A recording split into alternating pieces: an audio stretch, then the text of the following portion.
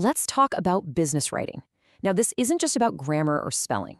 Okay, this is about turning your words into a powerful tool that gets you results, that makes people listen, and that moves your career forward. So let's dive in. So I want you to think about this for a second. Every single email, every report, every little memo you write, it's all a little snapshot of you. If you get it right, doors start to open. But if you get it wrong, well, you could be putting the brakes on your own success and not even know it. We're going to make sure your writing is always, always helping you. So here's the game plan. First, we'll cover what actually makes writing work. Then, we'll get into finding the perfect tone. After that, we'll talk about emphasis and how to guide your reader. We'll crack the code on clarity, and finally, we'll put it all together to give your writing a major upgrade. All right, let's kick things off with section 1, writing that works. Before we get into all the nitty-gritty techniques, we need to kind of shift our thinking about what good professional writing really is. You know, a lot of us think that good writing is some kind of magic talent you're either born with or you're not. But that's just not true. Think of effective business writing more like a craft, like being a good carpenter. It's about taking a jumble of ideas and building something clear, strong, and useful. It's a skill, and anyone can learn it. Okay, on to our second section, and this is a big one, finding the right tone. This is so important because it's not just about what you say, it's all about how your words actually feel to the person reading them. So what do we mean by tone? Well, think about it like this. When you're talking to someone, you use your tone of voice, right? In writing, your words have to do all that work. The words you choose can make the exact same sentence sound helpful or harsh, confident or kind of shaky. Just look at the difference here. The negative one on the left, it's just an accusation. It's a dead end. But the positive version on the right is actually constructive. It shifts the focus from failure in the past to potential in the future. Same information, totally different feeling. Oh, this one's great. That little phrase, "I hope," makes it sound like you're not even sure you're qualified. The confident version, though, it's direct. It guides the reader to the conclusion you want them to reach. It's all about projecting confidence without being pushy.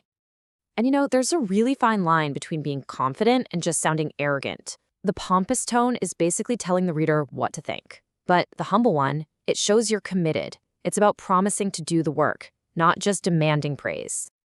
So to wrap this up, here are the things to aim for. You want to be courteous and sincere, positive and confident, humble, not pompous, and of course, always non-discriminatory. If you can balance these, you're going to build so much goodwill with every single thing you write.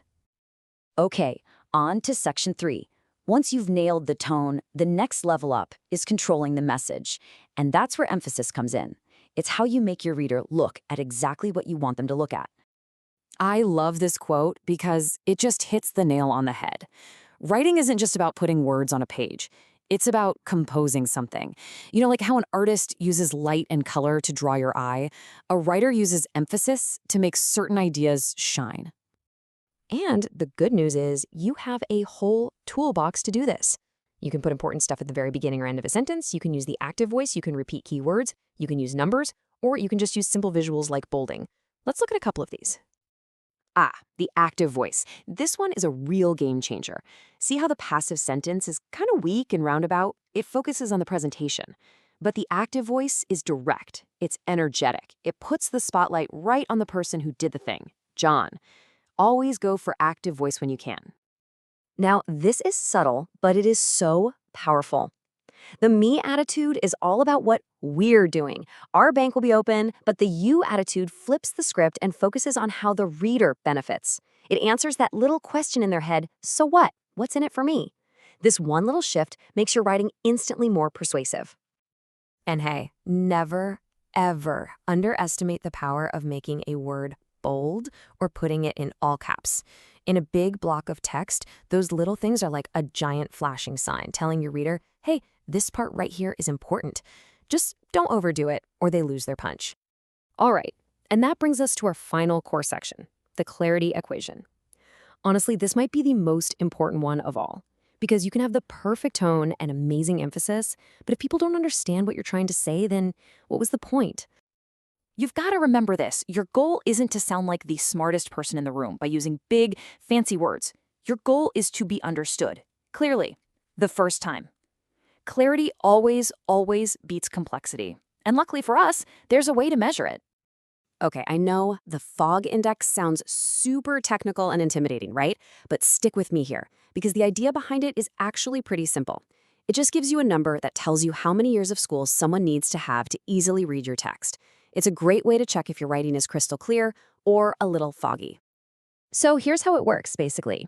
You just look at two things: how long your sentences are on average and how many complex words you're using. That's words with 3 or more syllables. You pop those numbers into this little formula. Now, you're not going to do this for every single email you send, but trying it out is a fantastic way to understand what actually makes writing hard or easy to read. And here it is. This is the magic number you're shooting for. A fog index score somewhere between 8 and 11. That's the sweet spot. It basically means that someone in middle school or early high school could read it without any trouble, which guarantees your message can be understood by pretty much everyone.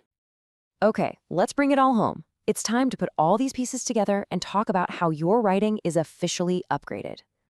So when it comes down to it, just remember these 3 pillars. Number 1, your tone. That's how you build good relationships. Number 2, emphasis. That's how you persuade people and guide their attention. And number 3, readability. That's how you make absolutely sure your message gets through. These aren't just rules, they're your new toolkit. And that's a wrap. But I want to leave you with one final thought.